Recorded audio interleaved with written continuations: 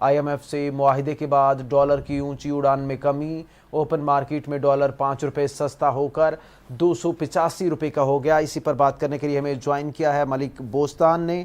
बहुत शुक्रिया मलिक साहब आपके वक्त के लिए। ये कहिएगा, डॉलर में इस वक्त जो ट्रेंड देखने में आ रहा है, 5 रुपये की कमी हो गई है, क्या आज के दिन के इख्तिताम तक मजीद इसकी कीमत में कमी हो सकती है?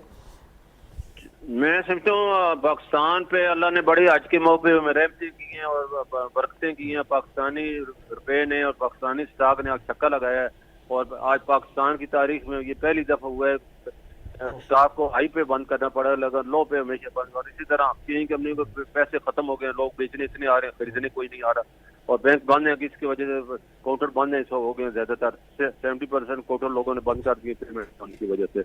और डॉलर का रेट जो है कल इंटर बैंक का गिरता है 280 से भी नीचे जा सकता है। जैसे ब्लूमबर्ग ने 2 हफ्ते पहले कहा है कि पाकिस्तानी रुपया जो है 245 रुपए की वैल्यू है, तो ये उस तरफ जा सकता है। जो ही ये एग्रीमेंट एग्जीक्यूटिव लेवल पर साइन होगा और पैसे मिलना शुरू होंगे तो ये तेजी से नीचे की तरफ हो जाएगा।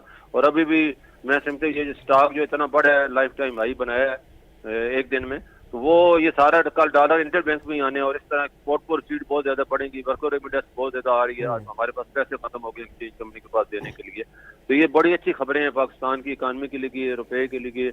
और मैं समझता हूँ शहबाज शरीफ और इशफाक डार साहब यकीनन मुबारकबाद के मुस्तहिक है, जिन्होंने दिन रात मेहनत करके IMF को मजबूर किया है कि वो मैदा करें।